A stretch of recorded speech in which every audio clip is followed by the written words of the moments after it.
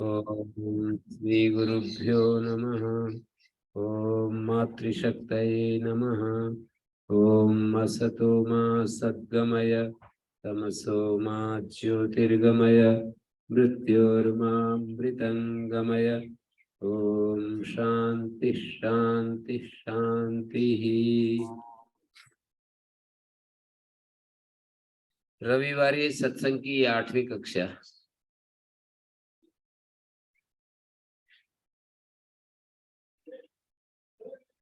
हमारे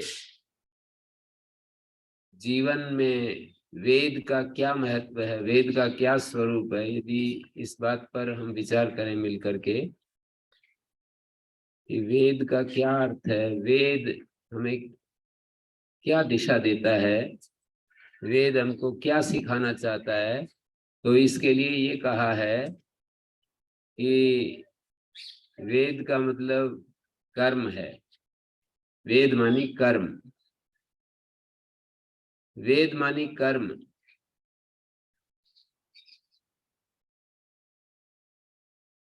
उसमें से यही यही रहने दो, यही रहने दो। वेद मानी कर्म, वेद का अर्थ कर्म है। वेद कर्म का संदेश देता है। वेद हमको ये कहता है कुर्वन्नेवे कर्माणि जिजी विषेच्छतम समा एवं त्वयि नान्यथे तोस्ति न कर्म लिप्यते नरे। माने वेद, there are three meanings of Ved. The first one is action. हमारे को कर्म में जीवन रखना है। वो कर्म दो रूपों में हमारे सामने हो सकता है। एक तो एक एक कामना की पूर्ति के लिए, भोगों को प्राप्त करने के लिए कर्म किया जाता है, और एक आत्मा की तरफ बढ़ने के लिए, अपने चित्त की संशुद्धि के लिए कर्म किया जाता है। ये कर्म के दो पर्पज होते हैं, उद्देश्य होते हैं। एक विहित कर्म होते हैं, एक प्रतिषिद्ध कर्म होते हैं। दो तरह के कर्म होते हैं। प्रतिषिद्ध कर्मों के द्वारा जब हम भोगों की प्राप्ति करते हैं तो भोगों से मिलने वाला सुख थोड़ा होता है, दुख ज्यादा होता है। हम चोरी के द्वारा, हम डकैती के द्वारा, मिलावट के द्वारा या अन्य किसी भी तरीके से जिसका अनुमोदन शास्त्र नहीं करता है या महापुरुष नहीं करते, उन कर्मों को यदि हम करते हैं, उसके द्वारा अपने भोगों का संपादन करते हैं, माने हम भोग संपादन करने के लिए ही तो आखिर कुछ न कुछ करते हैं कि हमारी इच्छाएं पूरी हो जाएं, हमारा मकान बन जाए, हमें भोजन प्राप्त हो जाए, हमारे पेट में जो भूख लग रही है वो शांत हो जाए, और हमारे चलने के लिए, वाहन के लिए अच्छा रोड बन जाए, अच्छी बिल्डिंग्स बन जाए जहाँ बैठ करके हम काम कर सकते हैं। हम गो पालन करें तो उससे हमारे को दूध मिले, पेड़ लगाएं तो उससे हमारे को वायु शुद्धि मिले। इस तरह से कर्म का कोई एक एक पर्पज होता है, भोग संपादन। यहाँ से जीवन की शुरुआत होती है। पर शास्त्र ये बताता है कि कर्म यदि हम शास्त्र के अनुमोदन के साथ पूरा करते हैं तो उससे दुख तो कम होता है और सुख ज्यादा होता है।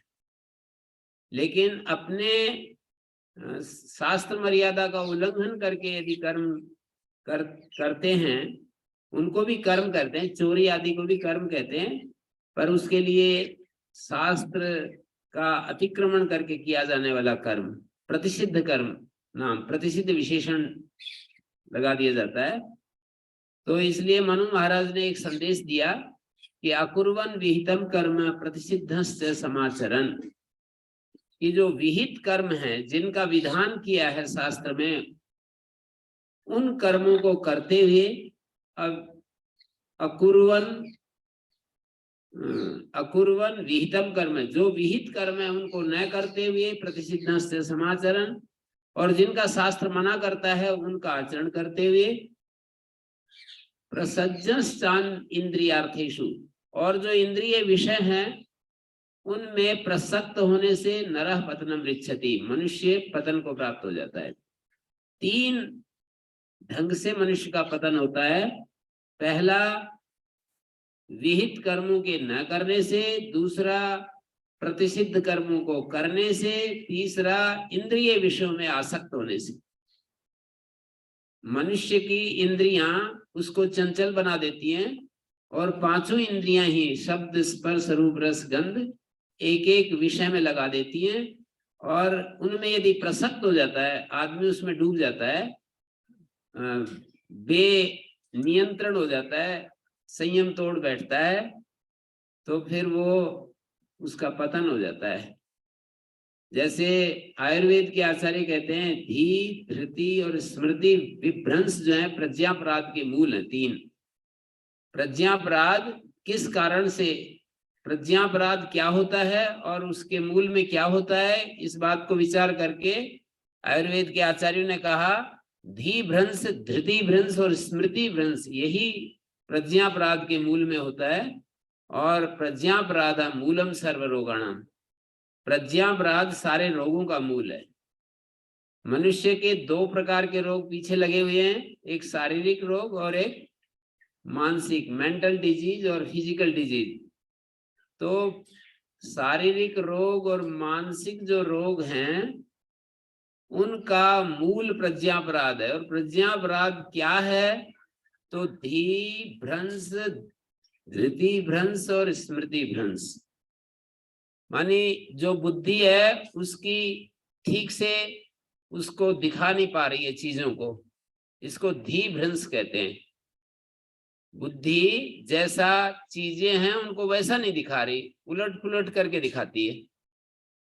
बुद्धि का काम है निर्णय करना या चीजों को हमारे सामने रखना, पर बुद्धि हमारे को दिखा नहीं पाती है, सही नहीं दिखा पाती, उलट पुलट करके दिखाती है। तो धी भ्रंश और धृति भ्रंश। धृति भ्रंश का मतलब ये होता है कि हम धैर्य खो बैठते हैं, हमारा जो धैर्य है वो टूट जाता है। जब समस्या आती है तो धैर्य भग्न हो जाता है, धृति भ्रंश कहलाता है वो। धी भ्रंश, धृति भ्रंश और स्मृति भ्रंश, मानी जो चीजें हमने सुनी होती हैं मौके पर याद नहीं रहती। बहुत सारी अच्छी बातें सुनी हुई होती हैं पर मौके पर वो स्मरण में नहीं ठहरती हैं, स्मृति में नहीं रहती हैं। तो स्मृति में नहीं रहेगी तो फिर हमारे को उसका हम कैसे आचरण करेंगे और कैसे उसका हमें लाभ मिलेगा, नहीं मिल सकता है। इसलिए कहा है आवृत्ति असकृत उपदेशात, ब्रह्म सूत्र में कहा वेदांत दर्शन में कि बार बार आवृत्ति करनी पड़ती है। असकृत उपदेशात मानी बार बार उसका उपदेश किया जाता है, एक ही बात को बार बार प्रकारांतर से कहा जाता है, उसी को आवृत्ति कहते हैं। और आवृत्ति से हमारे स्मृति दृढ़ होती जाती है। एक बार हमने कोई चीज सुनी और वो चली जाती है, सुनी हुई चीज रहती नहीं, लेकिन उसी चीज को 10 बार, 15 बार, 20 बार, 50 बार यदि हम बार बार सुनेंगे तो फिर वो याद रहने लगती है, स्मृति में रहती है। संध्या के मूल में भी यही बात है। हम प्रातः काल भगवान को स्मरण करते हैं, उसका धन्यवाद देते हैं और उसकी स्मृति बनाए रखने के लिए संकल्प करते हैं कि दिन भर मैं परमात्मा की याद में रहूं। सायंकाल भी इसी तरह से रात भर परमात्मा की याद में रहूं। तो बार बार जैसे भोजन रोज किया जाता है, रोज भोजन करते हैं और 2-2 बार करते हैं, कोई लोग 3 बार भी कर लेते हैं, 2 बार तो कम से कम करते हैं। इसलिए करते हैं कि इससे हमारे शरीर को पोषण मिले। बस ये बात यहाँ पर भी लागू होती है, जब हम पुस्तक पढ़ते हैं या किसी प्रवचन को सुनते हैं तो वो चीजें हमारे लिए, मन के लिए, बुद्धि के लिए आहार बन जाती है। मन बुद्धि को संस्कृत करती हैं और वे हमें ताकत देती हैं, बल देती हैं, स्पष्टता देती हैं। एक बल जो होता है विचार का बल होता है, शास्त्र बल होता है, श्रुत बल होता है, जो चीजें हम सुनते हैं उसका बल होता है, पर सबसे बल तो आत्मबल होता है। बहुत बड़ा जो बल है जो अनात्मा को अभिभूत करते है, अनात्मा का हमारे ऊपर आक्रमण नहीं होने देता, अनात्मा के तिरस्कार के लिए, अनात्मा को हटाने के लिए, अनात्मा के प्रभाव को हटाने के लिए, अनात्म के साथ जो हमारे ऊपर अनात्म का प्रभाव होता है, आक्रमण होता है, मानी गुणों का जो हमारे ऊपर आक्रमण होता है, उसको अभिभूत करने के लिए, उसको परास्त करने के लिए, उसको हराने के लिए आत्मबल, आत्मना विंदते वीर्यम, नायम आत्मा बलहीनेन लभ्या, जो बात कही जाती है, तो वो बलहीन मतलब शारीरिक बल तो इतना ही अपेक्षित है कि शरीर ठीक रहे, चलता फिरता रहे, इससे ज्यादा शरीर की बात, बल की कोई बात नहीं है। नायम आत्मा बलहीनेन लभ्या, इसका मतलब है शरीर में रोग ना हो, स्फूर्तिमान हो, और वो उसका जो आत्मबल है, भीतर का जो बल है, उसके बिना ये आत्मा प्राप्त नहीं होती है। तो एक आत्म बल होता है, एक विचार बल होता है। हम पुस्तकें पढ़ते हैं, वो विचार बल थोड़ी देर के लिए रहता है, आपने देखा भी होगा, और ये कहा भी जाता है, लोग कहते हैं, प्रश्न भी करते हैं कि जब सत्संग में सुनते हैं तो हमारे मन की स्थिति अलग होती है, फिर जैसे ही सत्संग से उठते हैं, अपने कामकाज में लगते हैं, तो वो पहले वाला ही मन हो जाता है। अब जैसे कोई पेड़ की शाखा को हम खींच करके रखेंगे तो वो खींचा रहता है, छोड़ते ही वो अपने स्थान पर चली जाती है शाखा। तो या तो कोई व्यक्ति हमेशा उस विचार के बल को बराबर बनाए रख सके और वो हमेशा उसको खींच करके रख सके, पर वो उतना आदमी बोर महसूस करने लगता है कि कब तक ये लड़ाई लड़नी पड़ेगी।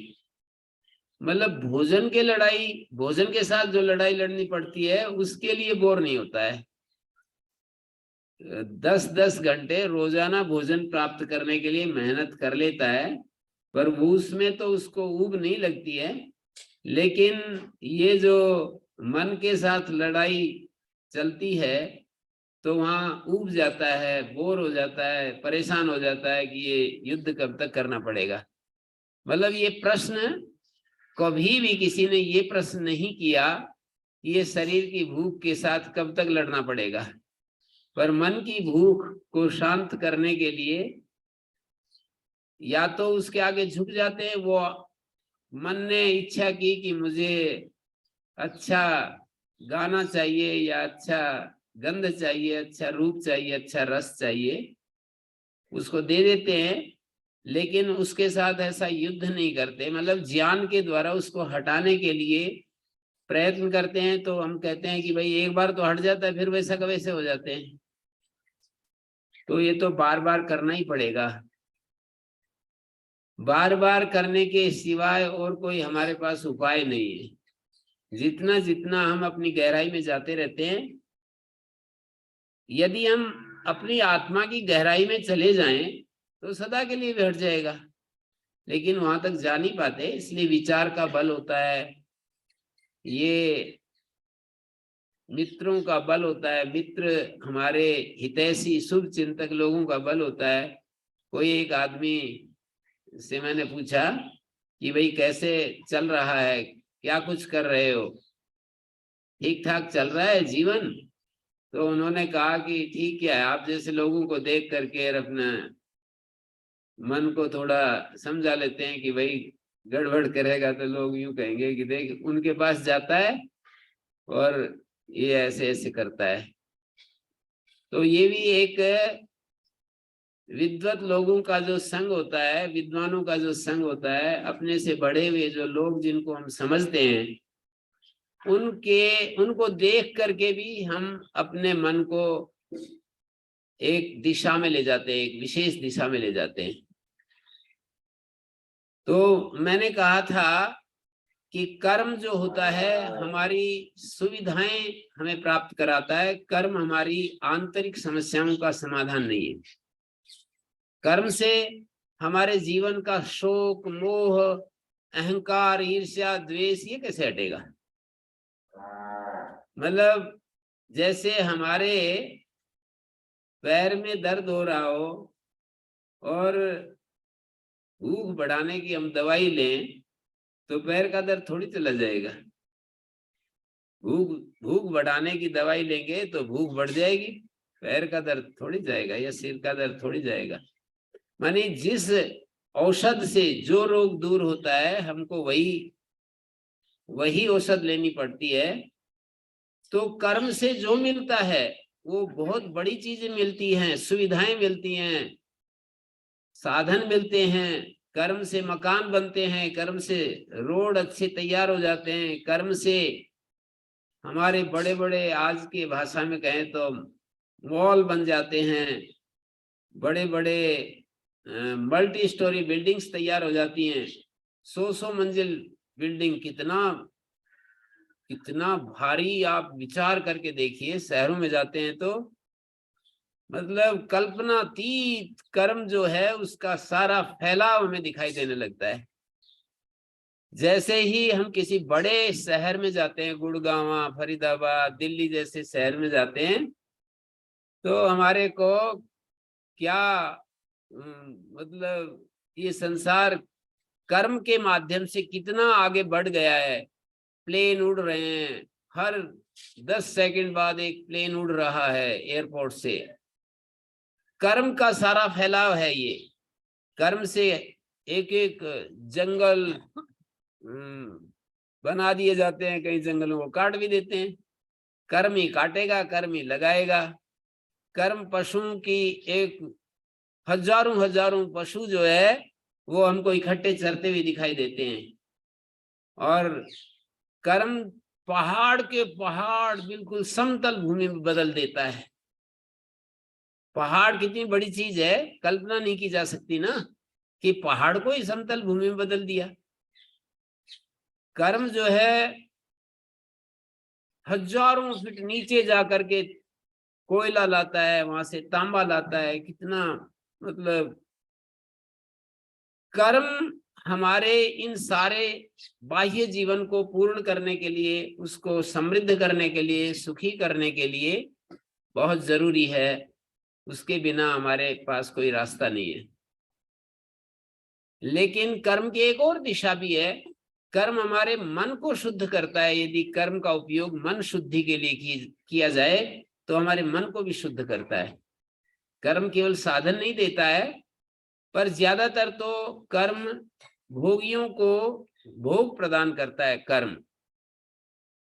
और जो ज्ञान इच्छुक लोग हैं उनके लिए कर्म ज्ञान के लिए भूमि तैयार करता है। जैसे हम कोई भूमि को बिजाई करते हैं तो उससे पहले हमारे को भूमि जोतनी पड़ती है और उसको तैयार करना पड़ता है।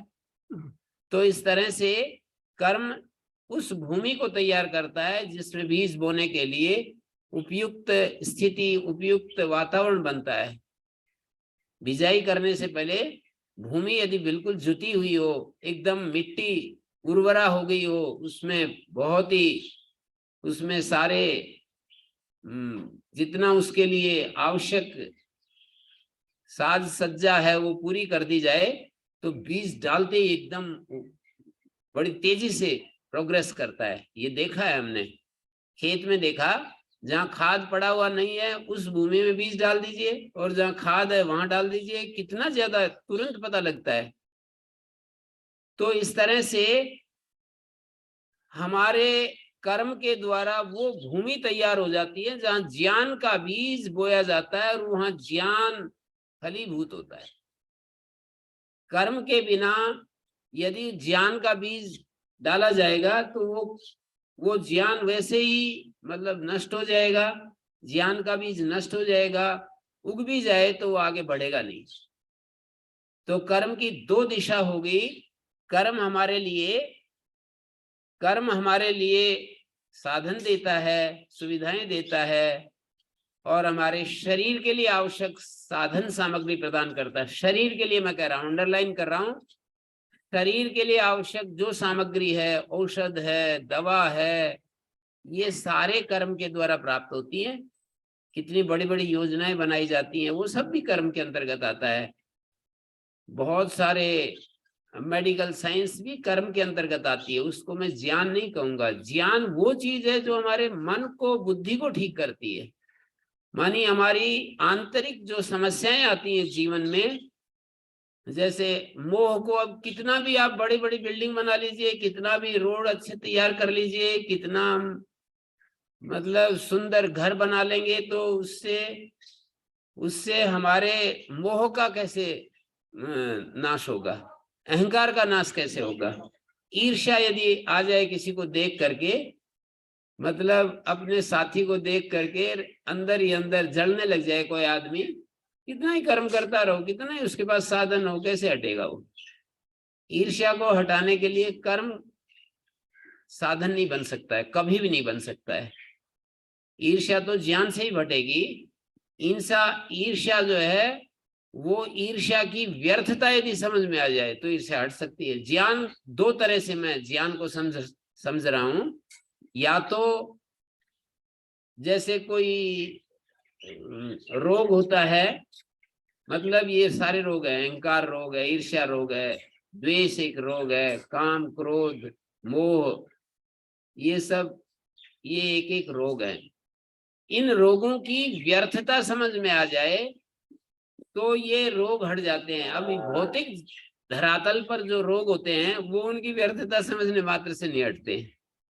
जैसे कि कोई बुखार है, किसी को सिर दर्द है, किसी को वात रोग है, किसी को पित्त बढ़ा हुआ है, किसी में कफ का प्रकोप ज्यादा है, और हम कितना भी सोचते रहे, वो तो दवा, मतलब भौतिक धरातल पर तो उस वस्तु के उपयोग के द्वारा ही हमारे को वो चीज, वो वस्तु प्राप्त होगी।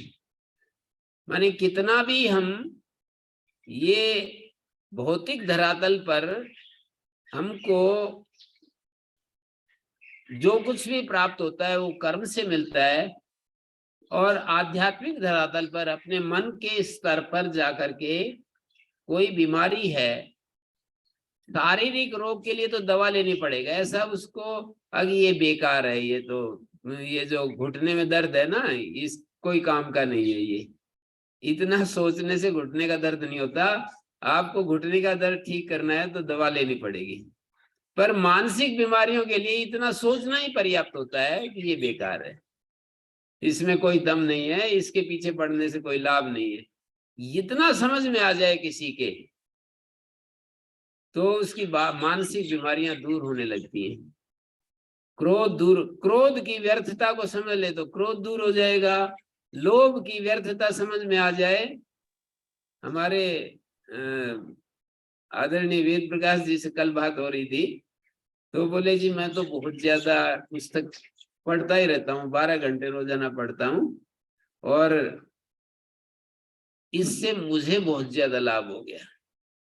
तो मैंने कहा कि ये तो लाभ तो होगा, आप कोई काम करोगे तो व्यर्थ थोड़ी जाएगा। कोई भी किसी दिशा में काम करेंगे तो व्यर्थ नहीं जाएगा। किसी भी दिशा में आप कर्म करोगे तो वो व्यर्थ नहीं जाएगा। आप पुस्तक पढ़ रहे हो, विचार कर रहे हो, कुछ लिख रहे हो, नोट्स तैयार कर रहे हो, मन लगा रहे हो, तो दूसरे को लाभ हो ना हो ये तो मतलब कहा नहीं जा सकता, क्योंकि दूसरे की जिम्मेदारी हमारे ऊपर नहीं है ना। पर हम जो मेहनत करेंगे उससे हमें लाभ होगा। और वो कहने लगे कि पहले और अब में मैं देखता हूं तो आकाश पाताल का अंतर हो गया। जैसे कोई मैं वो सामान खरीदता हूं तो मैं ऐसे नहीं पूछता हूं कि उसके साथ संघर्ष नहीं करता हूं कि इतना तेज महंगा सेव दे रहा है, ऐसे थोड़ी होता है, ये क्या भाव चल रहा है, ऐसे नहीं। उससे पूछा कि हाँ भाई कितने पैसे हुए, ले भाई। तो मतलब कितना भी बोले मैं पुस्तक लिखता हूं तो मेरे मन में ही नहीं आती है कि मैं इससे किसी से मैं सहयोग ले लूं, पैसे ले लूं, फिर मैं इसको मतलब मैं बांटूं, सहयोग लेकर के और अधिक बांटूं। मैंने कहा बिल्कुल आपने तो तत्व प्राप्त कर लिया। जितना मेरा सामर्थ्य है 100 प्रति मैं छपवा सकता हूँ तो 100 प्रति छपवाता हूँ और अपने परिचित लोगों को दे देता हूँ। मेरे को तो लाभ मिल ही गया उसका। जो उस पुस्तक को लिखने में जो लाभ था वो तो मेरे को मिल चुका है। रही बात दूसरों की, मेरे पास इतनी ताकत है, सामर्थ्य है, मुझे जो पेंशन मिलती है तो उसके अनुसार मैं छपवा लेता हूँ, 100 प्रति छपवाता हूँ, तो 100 व्यक्तियों को ढूंढ करके कि भाई ये कुछ इससे लाभ उठाएगा या मेरे को और ज्यादा कुछ अच्छी सलाह देगा, ऐसे लोगों को मैं दे देता हूँ। मैंने कहा बिल्कुल, आपने तो तत्व को प्राप्त कर लिया, मेरे को कोई ऐसे परेशानी नहीं होती है। मतलब पहले तो ये सारी बातें होती नहीं थी, पर पता नहीं कैसे क्या धीरे धीरे धीरे अपने आप ही धीरे धीरे होता जा रहा है। तो ये मतलब हम ये देख रहे हैं कि मानसिक बीमारियां तो ज्ञान होने मात्र से छूट जाती हैं, शारीरिक बीमारियों के लिए कोई भौतिक द्रव्य उनको उसका प्रयोग किया जाता है तभी वो दूर होती है। केवल बीमारियों को जानने मात्र से बीमारियों की समस्या दूर नहीं होती है, बीमारी दूर नहीं होती कि बीमारियों को जान लिया और बीमारी दूर हो जाए, ऐसा नहीं होगा। उसके लिए कर्म करना पड़ता है। भूख को जान लिया तो भूख जो है मिट जाए, भूख को समझ लिया तो भूख मिट जाए, ऐसा नहीं हो सकता है। उसके लिए हमें कैसे उसके जो साधन है, भूख मिटाने के साधन वो प्रयोग करने पड़ेंगे।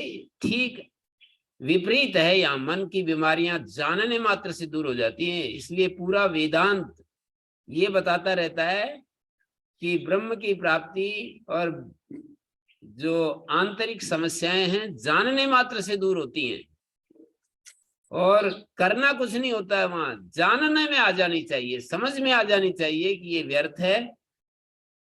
आप कहोगे कि ये तो समझ में तो आ जाती है पर फिर पकड़ लेती है। जितनी देर ज्ञान में रहती है उतनी देर नहीं पकड़ती है। आपका ज्ञान एक दिन रहेगा तो एक दिन बीमारी से मुक्त रहोगे, आपका ज्ञान 1 घंटा रहेगा तो 1 घंटे बीमारी से मुक्त रहेंगे, आपका ज्ञान 1 मिनट के लिए रहता है तो 1 मिनट बीमारी से मुक्त रहेंगे, आपका ज्ञान 1 सप्ताह रहेगा तो 1 सप्ताह बीमारी से मुक्त रहेंगे, आपका ज्ञान 1 महीना रहता है तो 1 महीना बीमारी से मुक्त रहेंगे।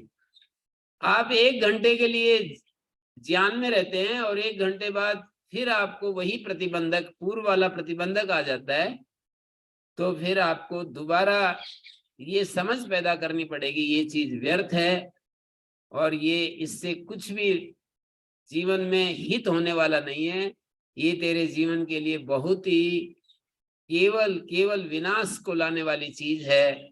इससे सारा का सारा अहित इसके द्वारा होगा। हित और अहित का जो बोध है, हित और अहित का जो बोध है, उसको यदि हम समझ लेते हैं तो उससे हमारी समस्याएं ठीक हो जाती हैं। वो जितनी देर के लिए बोध में रहेंगे समस्याएं ठीक हो जाएंगी। तो मैंने कहा कि कर्म के द्वारा कुछ अलग मिलता है, इसीलिए कहा है अन्य देवाहुर विद्याया अन्य दाहुर विद्याया इति शुश्रुम धीराणाम एनस्तद्विच चक्षिरे। ज्ञानी पुरुषों ने इस विषय का जो हमारे लिए व्याख्यान किया है, ये वेद का मंत्र है जो मैंने आपके सामने रखा कि विद्या का, ज्ञान का फल अलग है और कर्म का फल अलग है। अविद्या मानी कर्म, तो कर्म का फल अलग है, ऐसा ज्ञानी पुरुषों ने इस विषय को हमारे सामने रखा है।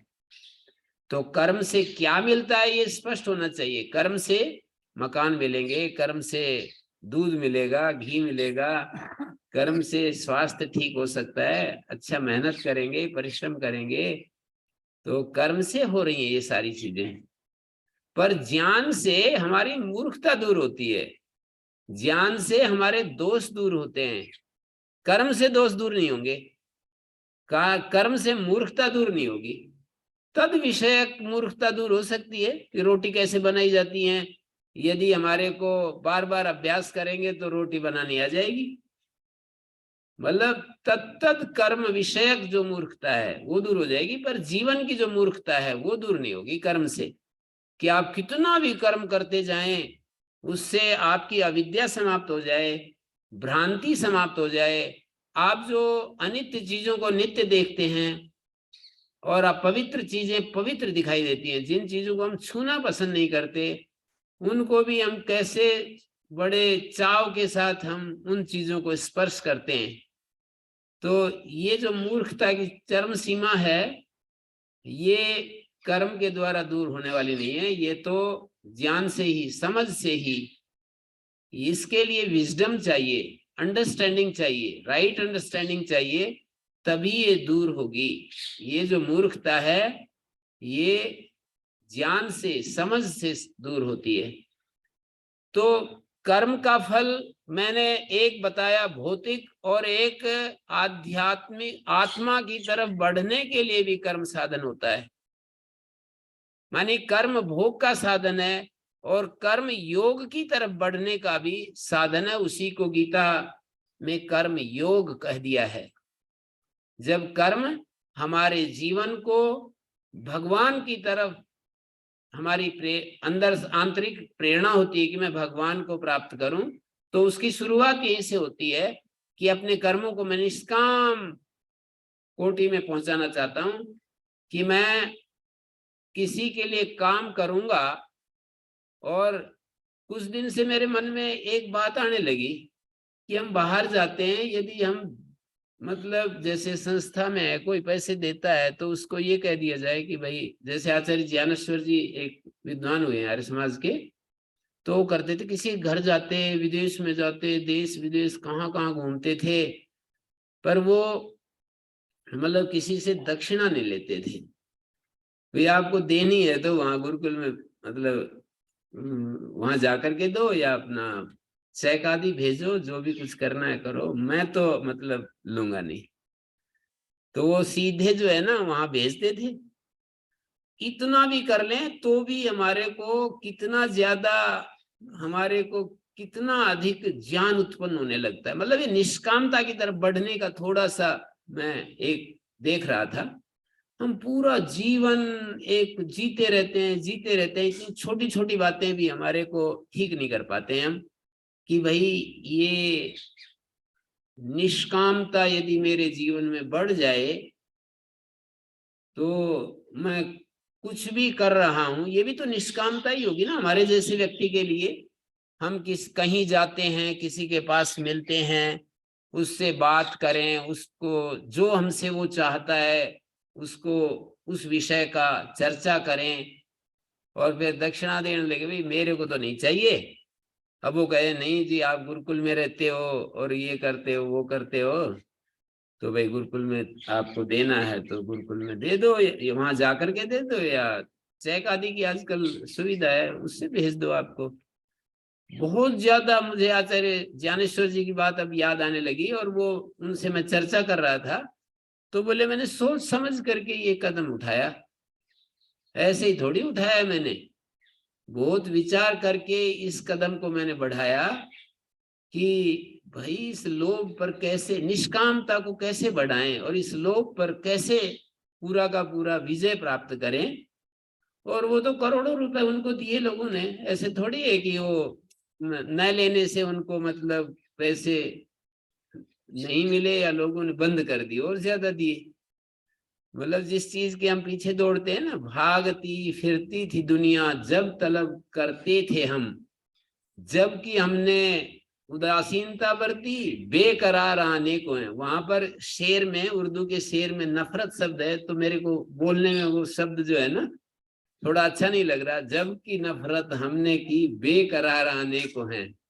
नफरत शब्द जो है ना, नफरत शब्द मेरे को जमता नहीं, मतलब मेरी प्रकृति के अनुसार। जबकि नफरत हमने की बेकरार आने को है। तो निष्कामता की तरफ बढ़ने के लिए कर्म ही हमें निष्कामता की तरफ, मतलब कर्म जब निष्कामता के साथ जुड़ता है तो वो भगवान, महर्षि दयानंद का भी एक वाक्य है ऋग्वेदादि भाष्य भूमिका में, कि कर्म जब निष्काम भाव से किया जाता है तो भगवत प्राप्ति का साधन बन जाता है। कर्म निष्काम भाव से किया जाता है तो भगवत प्राप्ति का साधन बन जाता है। तो भगवत प्राप्ति किसी को करनी है तो निष्कामता धारण करनी पड़ेगी। मानी कर्म तो करना पड़ेगा पर निष्काम होकर के करना पड़ेगा। तो कर्म हमारी भूमि को, हमारे अंतःकरण को शुद्ध कर देगा। उस कर्म के अंदर जो राग छिपा हुआ है, कर्म के अंदर जो ये सारी चीजें कर्म के साथ जुड़ी रहती है ना, मतलब स्पर्धा जुड़ी रहती है कर्म के द्वारा, कर्म के क्षेत्र में पदार्पण करते ही स्पर्धा बीच में आ जाती है कि वो इतना बड़ा काम कर रहा है, मुझे भी उससे ज्यादा करना है। एक बड़े विद्वान थे, अभी मैं कुछ बातें ऐसे नाम नहीं लेता, मतलब उसमें थोड़ा नेगेटिव विचार जाता है, तो जब भी मिलते गए, हाँ भाई कर्म करो कर्म करो, ऐसे बोलते। तो मतलब केवल कर्म करने से तो अच्छा है कर्म करना, पर वो कर्म निष्कामता के साथ यदि हो तो अच्छा है। इतना वेद पढ़ाएंगे तो भी यदि सकामता के साथ वेद पढ़ाएंगे तो वो उसी कोटि का है जैसे कोई पैसे लेकर के झाड़ू लगाता है, कोई पैसे लेकर के खेत में काम करता है, ऐसे कोई प्रवचन कर देता है, कोई वेद मंत्रों की व्याख्या कर देता है, पैसे लिए उधर व्याख्या कर दी। तो ये मंत्र व्याख्या और ये मतलब लोग यूं कहते हैं कि जी एक कैसे हैं। मैंने कहा कि हमें तो ऐसा ही समझ में आया, चाहे शौचालय साफ कर लो, चाहे मैदान में झाड़ू लगा लो, चाहे वेद पढ़ा लो, एक ही कोटि के हैं तीनों। कोई एक शरीर से काम कर रहा है, दूसरा जो है बुद्धि से काम कर रहा है। वो किस भाव के साथ किया जा रहा है, ये अपने अपने अध्ययन के लिए हम किसी पर आक्षेप नहीं कर रहे। मैं भी तो अपने आप को खड़ा करके ये बातें कर रहा हूं, ऐसा थोड़ी कि मैं अपने को बचा रहा हूं और मैं किसी को ये बातें सुना रहा हूं। अपने आप को बीच में खड़ा करके ही ये सारे विचार कर रहा हूं। तो कर्म हमारे जीवन के लिए यदि निष्कामता पूर्वक कर्म किया जाता है तो चित्त की शुद्धि, आचार्य शंकर ने विवेक चूड़ामणि पुस्तक में लिखा है, चित्तस्य शुद्धये कर्म न तो वस्तु उपलब्ध है। पहले मैं वस्तु का अर्थ अलग समझता था, भाई कर्म जो होता है चित्त शुद्धि के लिए होता है, ये पदार्थ को पैदा करने के, पदार्थ को प्राप्त करने के लिए नहीं होता है। लेकिन उन्होंने तो वस्तु शब्द का ही प्रयोग परमात्मा के लिए किया है। परमात्मा के लिए उन्होंने वस्तु शब्द का प्रयोग किया है। तो उन्होंने कहा कि जो कर्म होता है चित्त शुद्धि के लिए होता है, परमात्मा को सीधा प्राप्त कराने के लिए नहीं होता है। कर्म से सीधा परमात्मा नहीं मिलता है। हाँ, परमात्मा जिस बुद्धि से, जिस मन से मिलता है, जिस बुद्धि से परमात्मा मिलता है, उस बुद्धि को जरूर कर्म तैयार करेगा, निष्कामता के साथ जब किया जाएगा। थोड़ा वेट कीजिए।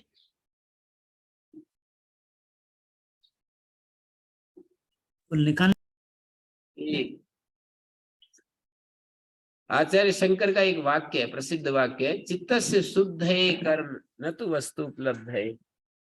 कि कर्म जो होते हैं वो चित्त शुद्धि के लिए होते हैं, वस्तु की प्राप्ति मानी परमात्मा की प्राप्ति करने के लिए नहीं होता। परमात्मा की प्राप्ति तो ज्ञान से होती है, कर्म से परमात्मा की प्राप्ति नहीं होती। परमात्मा की प्राप्ति ज्ञान से होती है, परमात्मा की प्राप्ति ज्ञान से होती है। लगता है कुछ दिक्कत है।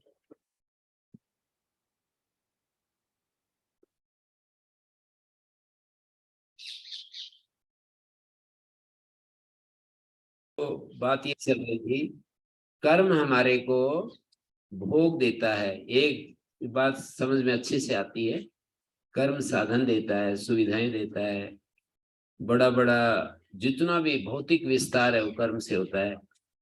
कर्म यदि निष्काम भाव के साथ किया जाए तो हमारे चित्त को इतना शुद्ध निर्मल कर देता है कि उसमें ज्ञान का बीज बोया जाता है और उससे परमात्मा प्राप्ति के लिए एक उपयुक्त भूमि तैयार होती है, ज्ञान निष्ठा की योग्यता आ जाती है। और उसके बाद ज्ञान की स्थिति हो जाती है जो कि हमारे को परमात्मा, साक्षात परमात्मा मिल जाता है। मैंने बीच में एक बात चलाई थी कि भौतिक चीजों को भौतिक चीजें लाभकारी तब होती हैं जब की जाती हैं, उनको करने से ही हमें लाभ देती है, केवल जानने से उनसे कोई लाभ नहीं मिलता है। लेकिन यहाँ पर मन और बुद्धि की में जो रोग, जो बीमारियां होती हैं, जो विकार होते हैं, उनकी व्यर्थता को जानने मात्र से उनका त्याग हो जाता है। शंकराचार्य जी वाली वस्तु सब बिचारे हैं। शंकराचार्य जी वस्तु परमात्मा कहते हैं, जो सब जगह बसा हुआ है, जिसमें सब बस रहे हैं। वस्तु का मतलब जिसमें सब वास कर रहे हैं या जो सब में बसा हुआ है। तो वस्तु का मतलब आत्मा, परमात्मा जो है उसको वस्तु कहते हैं। लौकिक जगत में वस्तु का मतलब ये ईंट पत्थर रोड़ा, इसको वस्तु कहते हैं। तो वहां वस्तु का मतलब आत्म तत्व। तो मैंने एक बात कही कि किसी चीज की व्यर्थता को यदि हम समझ लेते हैं तो वो चीज चली जाती है। एक तो ये बात कही मैंने, मतलब उसकी व्यर्थता समझने से जितनी देर वो व्यर्थता हमारी बुद्धि में बैठी हुई है, उतनी देर के लिए वो रोग हमारे ऊपर आक्रमण नहीं करता है। ये जितना आप सोचेंगे इस बारे में, आपको स्पष्ट होती जाएगी ये चीज। जितनी देर किसी चीज की व्यर्थता हमारे को स्पष्ट रहती है, वो चीज चली जाती है। अब व्यर्थता मान लीजिए एक दिन के लिए हमारे अंदर रही, अगले दिन फिर वो जो पहले वाली चीज थी वही आ गई, तो इसका मतलब व्यर्थता अभी नहीं है, अभी उसकी हमें सार्थकता दिखने लगी। क्रोध की सार्थक, कोई एक दोष को पकड़ के विचार कर सकते हैं, क्रोध की व्यर्थता जब तक हमें दिखाई देगी, क्रोध नहीं आएगा।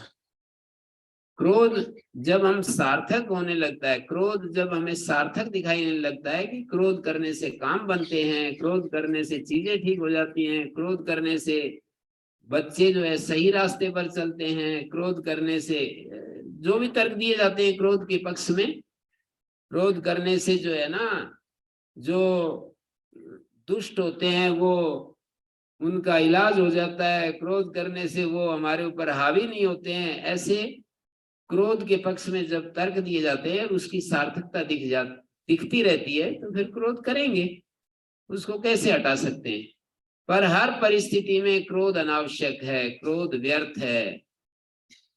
मतलब ये जो श्री कृष्ण जैसे जो लोग हुए हैं, योगेश्वर जिनको कहते हैं, वो क्रोध नहीं करते थे, वो केवल इलाज करते थे दूसरे लोगों का, क्रोध के साथ इलाज नहीं करते थे। सामान्य आदमी क्रोध करता है, इलाज कर नहीं पाता है। सामान्य व्यक्ति का की स्थिति ऐसी रहती है कि क्रोध करता रहेगा, इलाज कर नहीं पाता किसी का। वे लोग महान पुरुष जो होते हैं, वो क्रोध नहीं करते, वो केवल इलाज करते हैं। तो कोई व्यक्ति यदि इलाज कर सके और उनकी तरह ही व्यवहार कर सके तो बहुत ही अच्छा है, तो बहुत बढ़िया है। पर जो व्यक्ति इलाज कर नहीं सकता, क्रोध करता रहता है, उससे तो अपनी ही हानि करता है। वो व्यक्ति कुछ भी संसार में अच्छा नहीं दे पाएगा, वो व्यक्ति स्वयं की ही हानि करता चला जाता है। तो ये सारी बातें समझ में आते हुए भी हम इनका एप्लीकेशन नहीं कर पाते हैं। ये एप्लीकेशन तो स्वतः होता है, कोई ये चीज ये नहीं है कि इन जानना कोई अलग है और उसका एप्लीकेशन अलग है, ऐसा नहीं है। To know false as the false drops away, or to know truth as the truth liberates us। किसी सत्य को सत्य के रूप में यदि हमने समझ लिया तो वो हमें मुक्त कर देगा। और to know false as the false, यदि हम किसी मिथ्या को मिथ्या रूप में हमने समझ लिया, that false drops away, तो वो चीज चली जाती है, वो हमारे पास नहीं रहेगी। सांप को देखना और सांप से हटना, ये कोई अलग दो घटनाएं नहीं होती हैं। सांप को देखना और सांप से हटना साइमल्टेनियसली बोलते हैं अंग्रेजी में, ये एक साथ होती हैं, युगपत होती हैं। ऐसा नहीं होता है कि भी मैं सांप को देखूंगा, फिर समझूंगा, फिर आचरण करूंगा, फिर उससे हटूंगा, ऐसा नहीं होता है। तो ऐसे ही जीवन के संदर्भ में भी हमें देखने की बात यह है कि हमें इन सब चीजों को हमें जैसे ही इनकी व्यर्थता दिखती है, सांप की व्यर्थता दिखती है, मृत्यु दिखती है, सांप नहीं दिखता, मृत्यु दिखती है, इसलिए हम हट जाते हैं। तो ये सारे जो विकार हैं, जिनको हम विकार कहते हैं, उनकी यदि व्यर्थता हमें दिखती है तो हम कैसे उस विकार में रह सकते हैं। सांप मौत के रूप में दिखता है तब हम वहां से हटते हैं।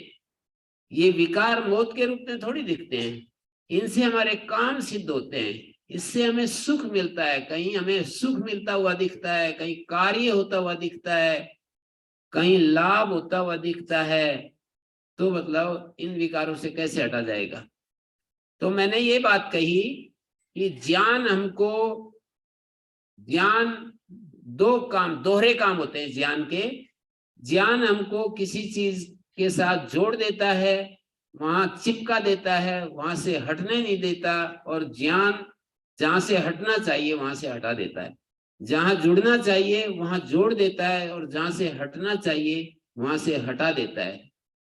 तो ये ज्ञान की महिमा है। ज्ञान हमारे जीवन को ऐसा बना देता है कि जहां जहां से हमें हटने की जरूरत है वहां से हटा देगा, और जहां जहां लगने की जरूरत है वहां हमें लगा देगा। तो ये दूसरा पहलू है वेद का, जो कहता है आत्मानं विद्धि, या धर्म को जानो। ऐसा कहा जाता है ना कि भाई धर्म को जानो, ब्रह्म को जानो, अथा तो धर्म जिज्ञासा सा तो ब्रह्म जिज्ञासा। ये दूसरा जीवन का जो पक्ष है, जो हमें वेद हमारे सामने रखता है, वो है ज्ञान। मानी वस्तु का ज्ञान, इदम का ज्ञान और मैं का ज्ञान। ज्ञान के दो पहलू हैं ना, जैसे कर्म के भी दो रूप होते हैं, एक तो भोगों को प्राप्त करने के लिए और एक अपने मन को शुद्ध करने के लिए। कर्म के जैसे दो पहलू हैं, ऐसे ज्ञान के भी दो पहलू हैं। इदम को जानना और अहम को जानना, मैं को जानना, अपने को जानना और इस जगत को जानना, संसार को जानना, संसार की व्यवस्थाओं को जानना, और ये सारे जितना भी ये सारा प्रपंच है, इसका स्वरूप जानना, राजनीति को जानना, धर्म नीति को जानना, नीतियों को जानना, ये सब इदम का के अंतर्गत आता है। जितना भी ज्ञान हम उपनिषद पढ़ते हैं, गीता पढ़ते हैं, शास्त्र पढ़ते हैं, वो इदम के अंतर्गत आता है, क्योंकि आत्मा उस पुस्तक में नहीं होता, आत्मा तो स्वयं हम होते हैं। तो जो भी हम शास्त्र पढ़ते हैं, पुस्तक पढ़ते हैं, वो इदम का अध्ययन है, वो आत्मा का अध्ययन नहीं है। तो आत्मा का जो अध्ययन होता है, उससे हमारे शोक, मोह इत्यादि हटते हैं परमानेंटली, और इदम के अध्ययन से भी यदि उसमें दो तरह की चीजें होती हैं। इदम के अध्ययन में कुछ व्यर्थ चीजें होती हैं और कुछ हमारे लिए सार्थक चीजें होती हैं। तो इदम के अंदर यदि व्यर्थता को ठीक से समझ लेते हैं, जैसे विकार जो हैं हमारे जीवन में आ जाते हैं, विकार इदम के अंतर्गत आते हैं। विकार आत्मा के साथ, आत्मा का हिस्सा नहीं है। विकार जितने भी हैं वो आत्मा का हिस्सा नहीं होते हैं, विकार आत्मा से बाहर की चीज होती हैं, और फिर भी आत्मा में हमें लगते हैं कि मैं ऐसा हो गया। तो उन विकारों को किसी ज्ञान विशेष से उन विकारों की व्यर्थता यदि हम देख पाते हैं, तो उससे हम जीवन में निर्विकारता हमारे जीवन में आती है। मैं के अध्ययन से भी निर्विकारता आती है, परमानेंट निर्विकारता आती है। मैं में स्थिति होने से, मैं को जानने से परमानेंट निर्विकारता आती है, फॉल्टलेस हो जाते हैं हम। और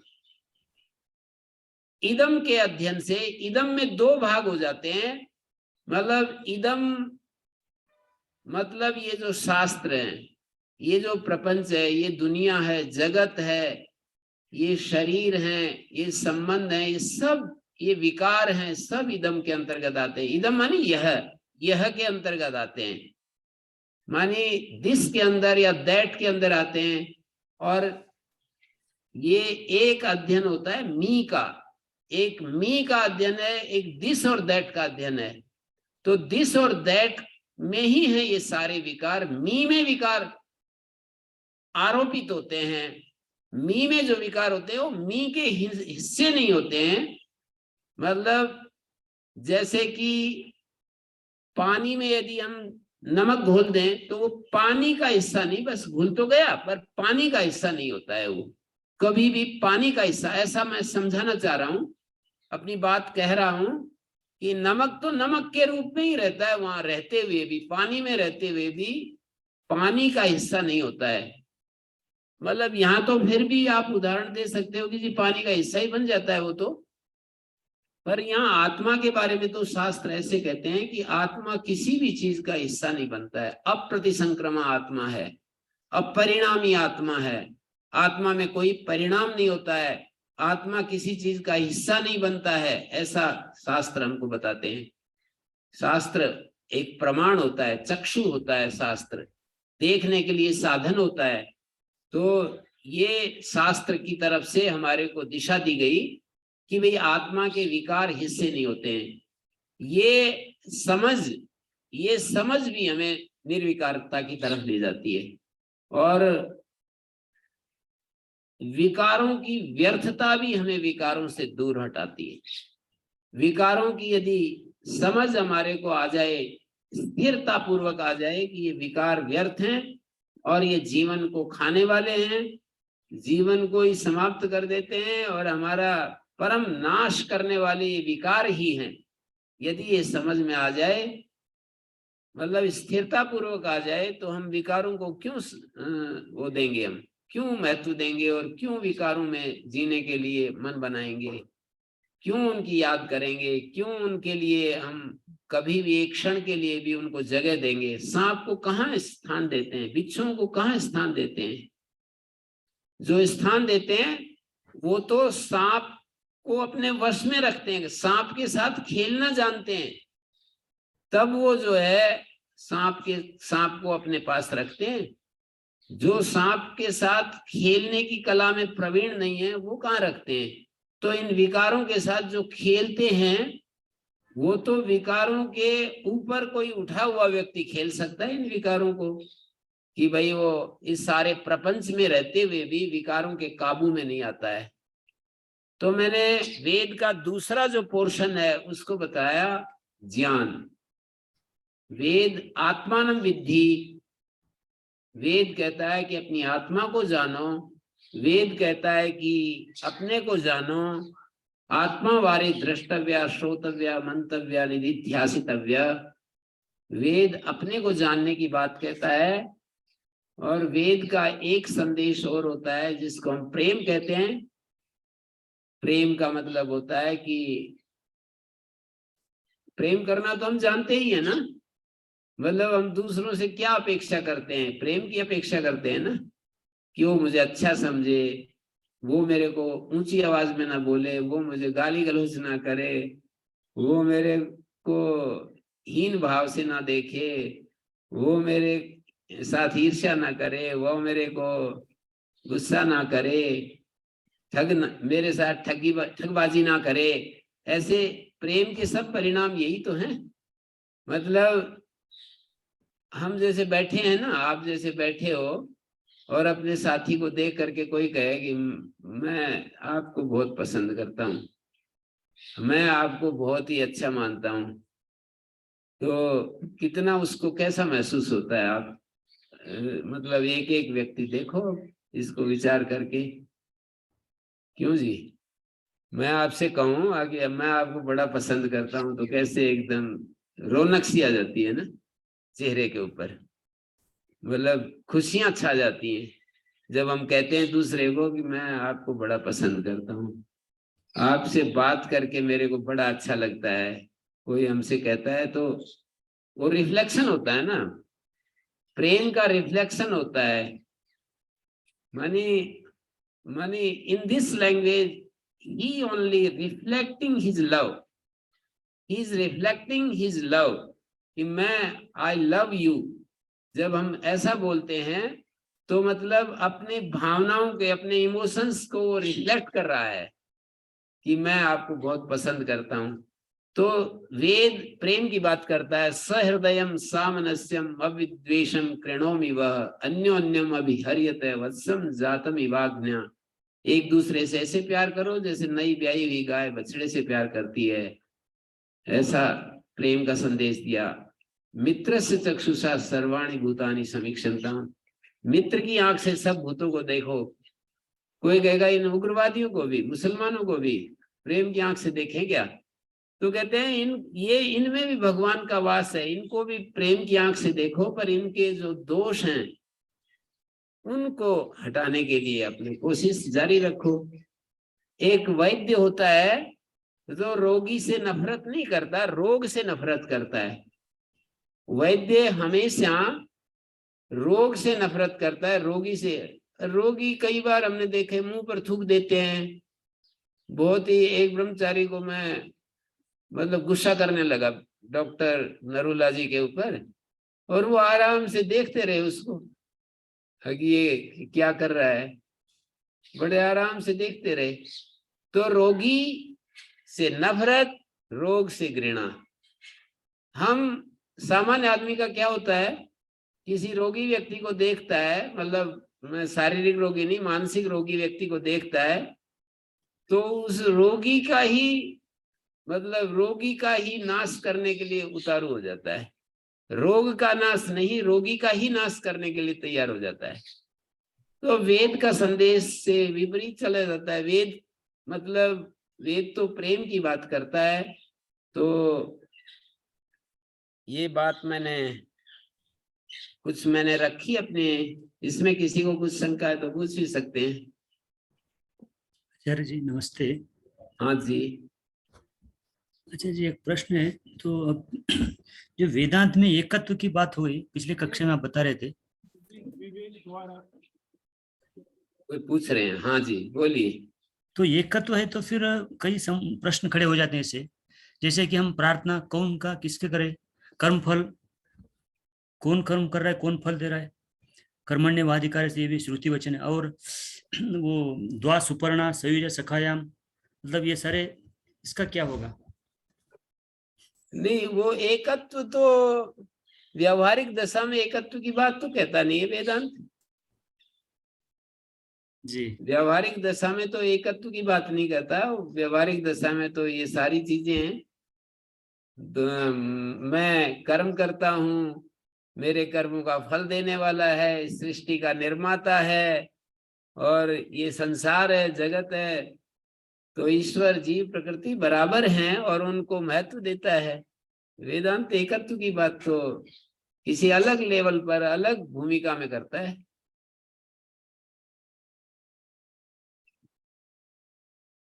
जी आचार्य। एकत्व की बात यहाँ पर नहीं करता है कि जैसे मैं अज्ञान में डूबा हुआ हूँ और ईश्वर सर्वज्ञ है, मैं ईश्वर एक ही है, ऐसे तो कभी नहीं कहता है वेदांत।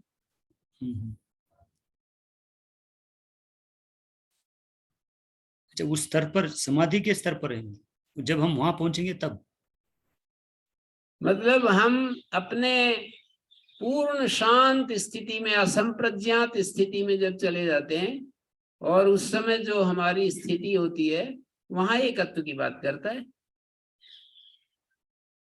ठीक है आचार्य, व्यावहारिक धन्यवाद। दशा में तो शास्त्र हैं, शास्त्र के विधि निषेध हैं, हमारे अपने अपने आचरण हैं, और सारा वेद, वेदांत तो वेद का अंतिम भाग है ना। और वेद में सारे व्यवहार हैं, दंड नीति भी है, व्यवहार नीति है, और ये सारे है ना, सारा प्रपंच है। तो उसमें तो उसी तरह से वेदांत हमें दिशा दे रहा है। धर्म शास्त्र है, हम कर्म करते हैं, दान देते हैं, यज्ञ करते हैं। तो किसको दान देते हैं? जब एक ही है तो किसकी उपासना करते हैं जब एक ही है? वेदांत का एक हिस्सा आरण्यक है जो अपनी उपासना प्रधान है, तो किसकी उपासना करे जब एक ही है? तो ऐसा वेदांत कहता नहीं है। गलत वेदांत के नाम से गलत ये अवधारणा फैली हुई है कि जीव और ब्रह्म को एक ही मानता है वेदांत। स्वामी एक ही होता है, कौन किसको उपदेश कर रहा है, क्यों? हाँ, एक ही हो तो कौन तो गुरु और कौन शिष्य, कौन तो जीव और कौन परमात्मा, किसको उपदेश? तो इसलिए ये तो सीधी इतनी मोटी मोटी बात भी जिसको समझ में नहीं आती है उसको वो आक्षेप कर सकता है इतने ज्ञानी पुरुषों के ऊपर, कि वो हमारी जितनी भी बात नहीं जानते हैं। ऐसे इन ज्ञानियों से हम क्या सीख सकते हैं?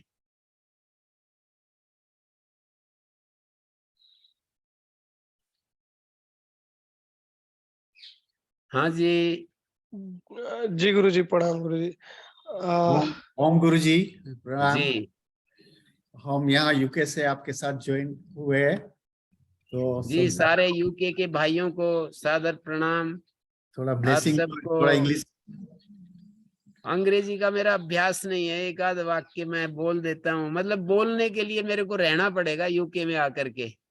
जरूर जरूर गुरु जी। ओके, सभी को बता, हमारा दर्शन जी भी आए हैं नॉटिंघम से, और डॉक्टर खोट को कुछ पूछना है सवाल आप? हाँ जी, बोलिए डॉक्टर साहब। प्रणाम गुरु जी, प्रणाम। जी प्रणाम। मेरा प्रश्न ये है कि हमारी ये मान्यता है कि भगवान या ईश्वर कण कण में है। हाँ जी। तो जब एक इंसान दूसरे इंसान की हत्या करता है, क्या वो एक भगवान दूसरे भगवान को मारता है? तो इसके बारे में आपका क्या कहना है?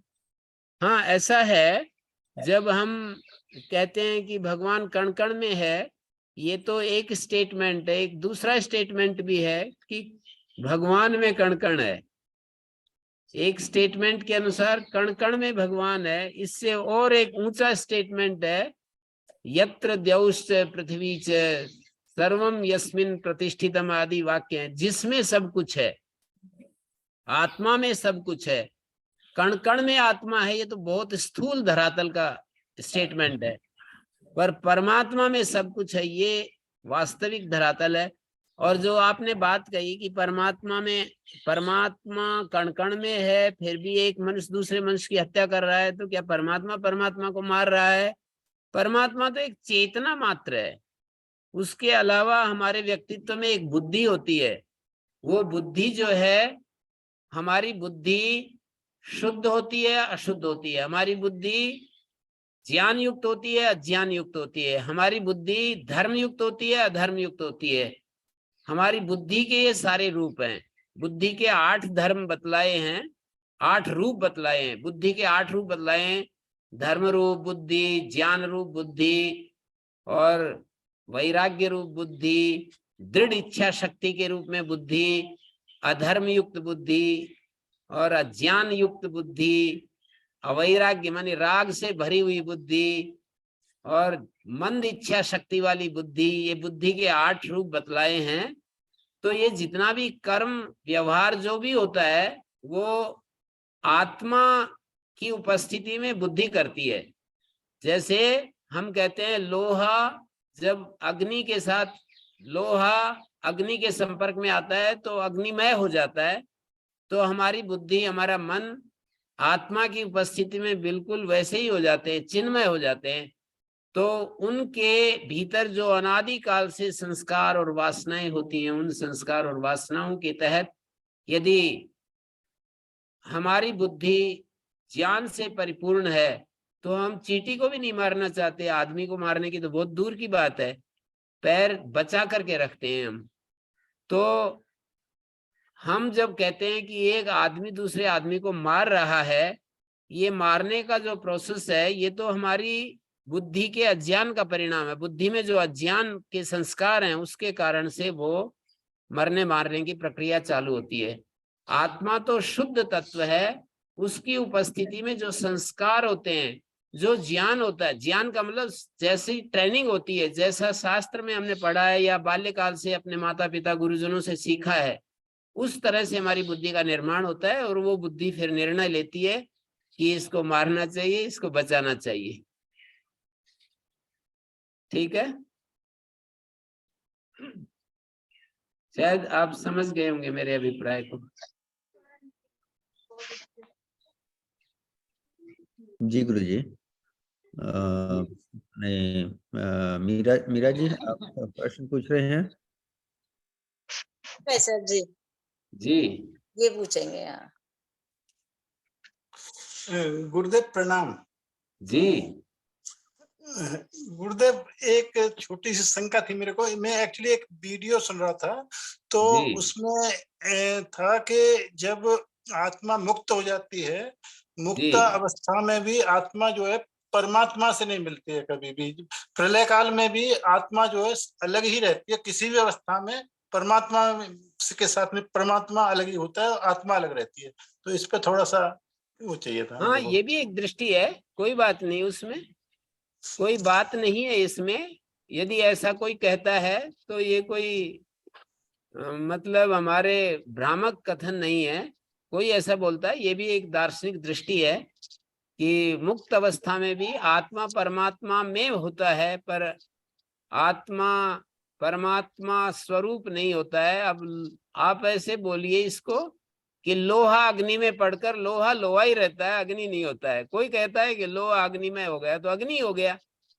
ये तो अपने एक बात को कहने के दो अंदाज हैं, दो तरीके हैं।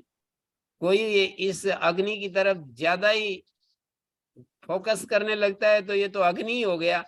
दूसरा कहता है कि लोहा लोहा ही रहता है। आप एक तीसरी दृष्टि भी, लोहा भी है अग्नि भी है पर एक हो रहे हैं, दोनों मिलकर के एक हो रहे हैं, तो ऐसा इसको समझ सकते हैं। जी गुरुदेव, वेदांत का मत भी यही है क्या? नहीं, वेदांत तो मतलब वेदांत का आधार लेकर के ही तो सारे ये अपना अपना जैसा विवेक है, बुद्धि है, संस्कार है, जैसा उनको दिखाई देता है।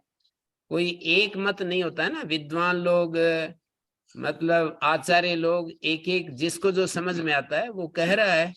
अब उसमें साधना तो सबको करनी पड़ती है। अंतिम तत्व के बारे में अलग अलग अवधारणाएं प्रस्तुत करते हैं तो उससे कोई ज्यादा फर्क नहीं पड़ता है। पहले हमें अपने चित्त को शुद्ध करना चाहिए, अपने को निर्विकार बनाना चाहिए, अपने अंदर निष्कामता लानी चाहिए। यह है करने का काम, और आगे तो फिर ठीक ही होगा जो भी कुछ होगा। जी गुरुदेव। ओम गुरु जी, गुरुकुल रुड़की से जी। हाँ जी भगवान जी जी। बुद्धि प्रकाराणां नामानि पुनः प्रष्टुमिच्छामि। बुद्धेः प्रकाराणां नामानि सन्ति यद् धर्मः ज्ञानं वैराग्यम् ऐश्वर्यम्। ऐश्वर्यम् इति दृढ़ इच्छा शक्ति, अधर्मः अज्ञानम् अनैश्वर्यम् मंद इच्छा शक्ति इति बुद्धेः अष्टौ रूपाणि सन्ति इति तत्र योग दर्शने वर्णितम् अस्ति। ओम